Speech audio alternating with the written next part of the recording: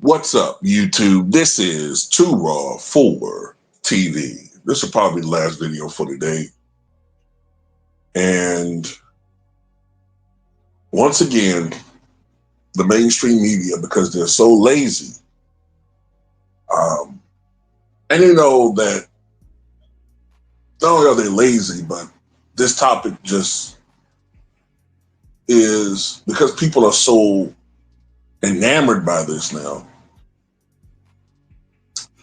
And it kind of goes to show you that on a much lower scale, this division that we see in this country has now been injected into sports. You know, this sports has become politicized in a lot of ways. You know, either you're Team LeBron or Team Jordan, you know, or what have you, you know. But anyway, Magic Johnson, who himself is considered by most to be the greatest point guard the game has ever seen, and who was a contemporary of Michael Jordan. And I wouldn't say a mentor, but was an elder that Jordan at times envied, at times rivaled, and at times, especially later on in their relationship, became friends with, close, as close as Jordan got to other players. Magic Johnson, for a very, very long period of time, I would say over 30 years now, has said that his GOAT is Michael Jeffrey Jordan. And he was asked this once again, who is your GOAT? As if somehow all of the pulverization as far as the media does to the brainwaves of regular folks, as far as, you know, trying to pound into people's heads with all of these grifting LeBron shucksters on social media or in the mainstream media. Like, that's going to make people change their minds. You know, maybe the young and impressionable, but not those who saw the man play. Magic Johnson reiterated that Michael Jordan was and still is and forever will be, more than likely, his GOAT. LeBron is not the GOAT. I love my boy. I love him.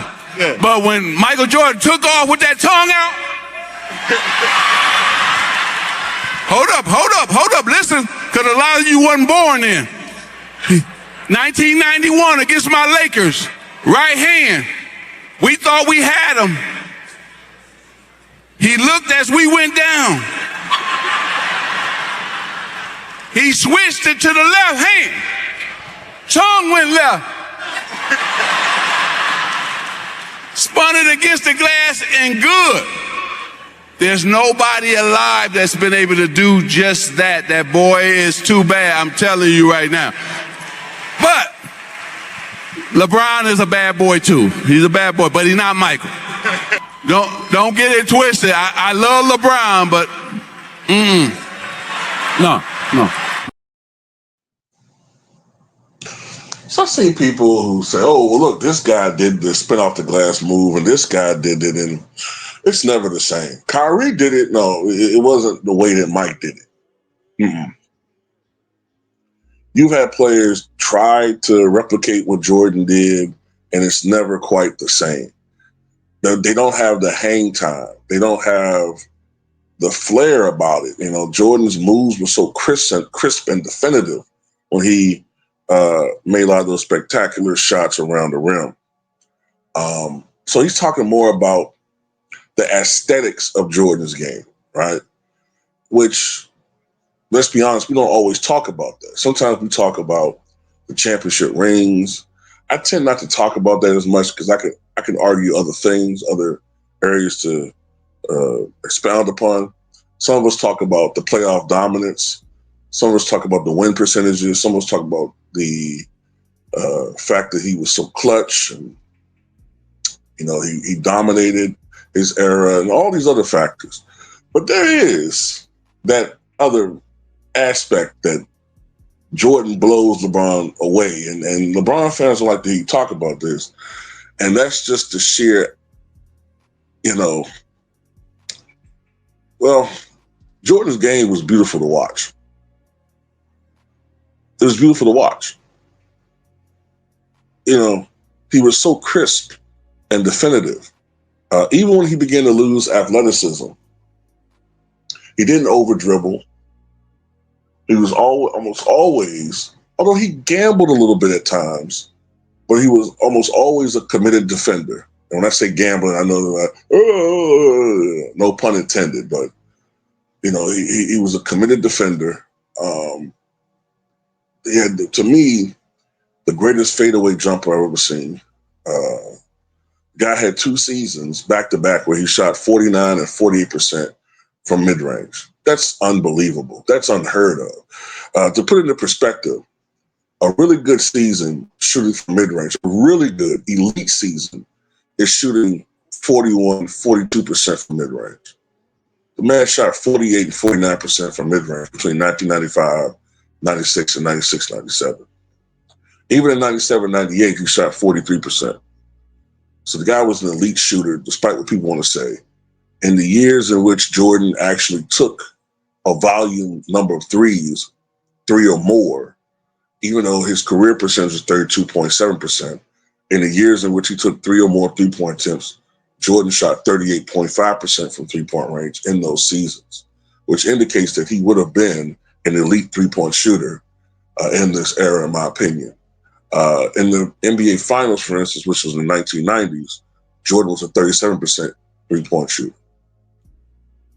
But just his overall game was just so, especially in the 80s and early 90s, it was just so exciting to watch. Man, this guy was box office. And you compare that to LeBron, who, I mean, don't get me wrong, man, the guy's a good basketball player, really good, but he's boring to watch. His game is so icky and incomplete and basic. It's at times even soporific. It's not. It's not. That's why, he downplays one-on-one basketball because that's just not his strength. Even his dunks, he do the same for his career, the same 3 dunks. There's not that creativity. It doesn't come natural to him.